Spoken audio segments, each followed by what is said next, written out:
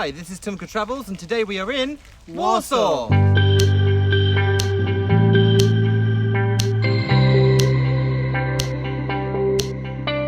The capital of Poland, Warsaw is also known as Phoenix City, having risen from the ashes of World War II to become one of the biggest and prettiest cities in Eastern Europe. How do I say Warsaw in Polish?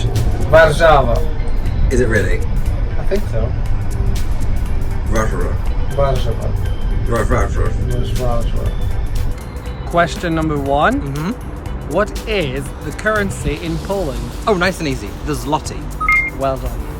One of the most striking buildings in Warsaw is the Soviet-era skyscraper known as the Palace of Culture and Science. Built in 1955, Poles have a mixed relationship with this iconic building, which was once the tallest in Europe.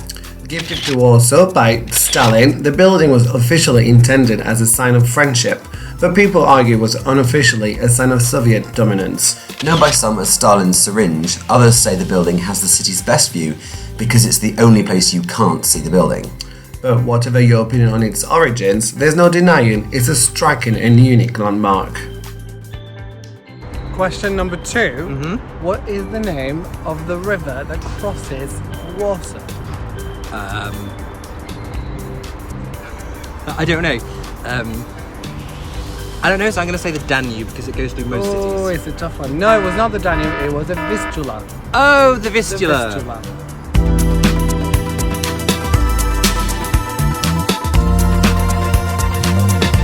Although inhabited since the 10th century, the city of Warsaw was officially founded around 1300. Though little remains from that period, its old town covers a large portion of the city centre, including squares, churches, a palace and fortifications. With its narrow streets and beautiful architecture, you'll want to lose yourself in its winding alleyways or have a drink in one of its numerous bars. Or several. Poland is cheap. It is so far the cheapest place in Europe we visited. So we made the most of it, obviously.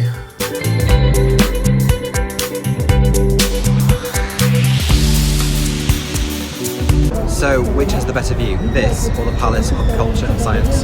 This, absolutely. Just look at it. But the old town is hiding a secret. Old though it is, none of it is more than 60 years old. During World War II, the people of Warsaw revolted against Nazi occupation and Hitler's response was catastrophic. He gave the order to destroy the entire city and kill everything that moves. The entire city was obliterated, and in the years after the war, the survivors vowed to rebuild its historic centre exactly as it was. Based on paintings from the 17th century, the old buildings were lovingly reconstructed, brick by brick, building by building. And if you did not know its history, you'd swear the city had remained this way for centuries. It would have been so easy to have abandoned the ruins and build a modern city on the site, but the people of Warsaw refused to accept the Nazis wiping out their past. And the beautiful old town is their legacy. Question number 3. When did the Warsaw Uprising against the Nazis take place? 1944 is the year, and it was, The month? I think it was the summer. So I'm going to say June to August. No, wrong. It was August to October. But 1944. So Got the year right. Half a point. So these are pierogi, something that we've been very excited about trying for a long time. We've refused to spend an enormous amount on it, so we've come to this random little place In the university. in the university. Jeremy, will you try them for us, please? I'm about to try it.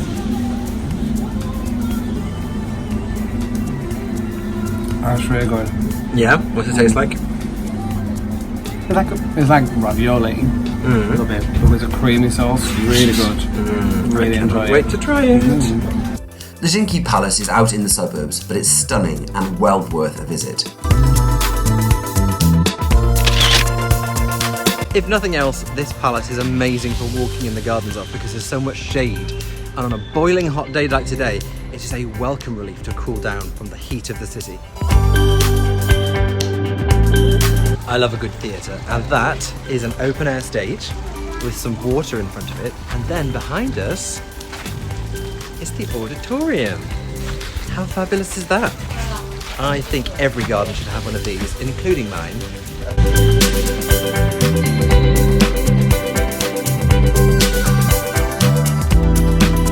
Even further out is Wilanow Palace, the seat of the Polish kings that remarkably survived demolition in World War II.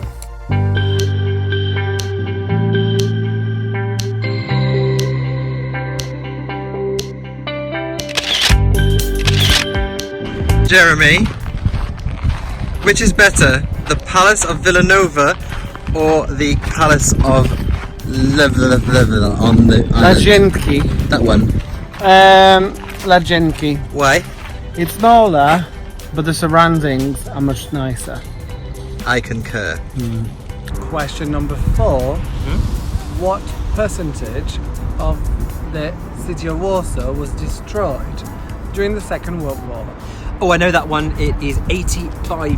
85% of the That is entire correct. city was That is destroyed correct. by German bombing. Unbelievable. It's beautiful still today. It's amazing that they've managed to amazing how reconstruct it. Yeah, it's just amazing.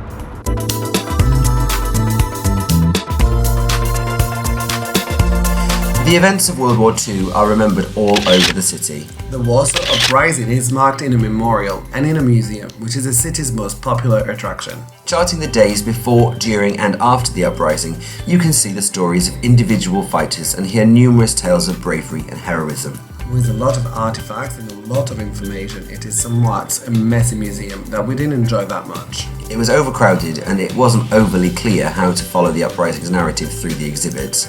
However, the CGI flyover of the ruined city was certainly spectacular. And exploring the reconstructed sewers their messengers used to spread secret orders was super fun. On the other side of the city, however, is Polin, the museum that charts the history of the Jews in Poland. Going from the Jews' arrival in the 11th century, you see a history of prejudice and discrimination alongside exploring the communities they created. But despite being such a large minority, And in sometimes majority, the Jews often found themselves displaced and homeless. You want to become a subject of a Prussian king? Let's find out. Have you lived here before? I'm afraid not. You can't live here. Leave of your own volition or you'll be banished. I'm not doing well here, and with that, estates. You are a homeless, wandering Jew. I'm a wandering Jew. this exercise certainly illustrates how difficult it was for the Jews to find a home. Would you like to farm? Not really. No. No. Are you a farm or a craftsman? I could do a craftsman. What could you make? Necklaces. Are you a rabbi? Absolutely yes. You can live in the Russian Empire. Let's go and live in Russia! Perfect. Let's move. But of course, the closer to the 1930s you get, you know what's looming on the horizon. You see just how large the Jewish community was before the events of World War II, seeing how they lived in the years before. In what is probably the best exhibit we've ever seen in a museum, you follow the Jews as the Nazis rise to power, invade Poland, and begin the onslaught of the Holocaust. With the museum located within the limits of the Warsaw Ghetto, you hear how the Nazis segregated the city and submitted the Jews to subhuman conditions ruled over by a police of their own people, who would eventually suffer the same fate as everyone else. When the ghetto was cleared, its inhabitants were transported to concentration camps all across Eastern Europe, and the area itself was then destroyed. And the exhibit turns much darker, but respectful, as it follows the Holocaust to its horrific conclusion.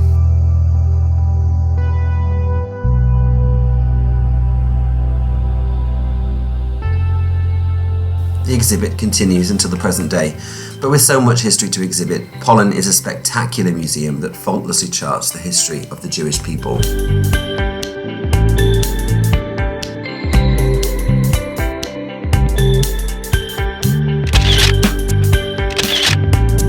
Question number 5, final question.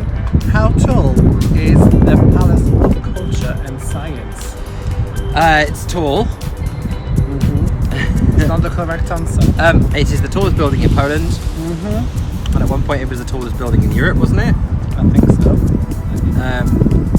So I'm going to say 300 meters.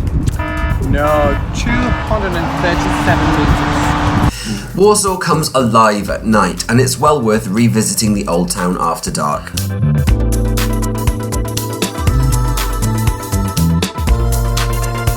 And just down the hill is the Multimedia Fountain Park, which is a beautiful maze of ponds with rainbow-lit fountains that run in a spectacular formation throughout the evening. I love a rainbow. And I love a fountain. What a perfect place for us to visit then. Yes, Glenn.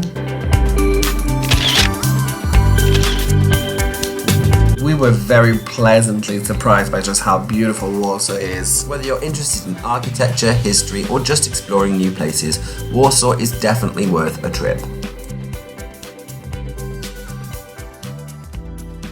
Thanks for watching. Be sure to subscribe and to follow us on Instagram. At Through My Cookie Eyes. And make sure you tune in next time when we will be in Brittany, Bretagne.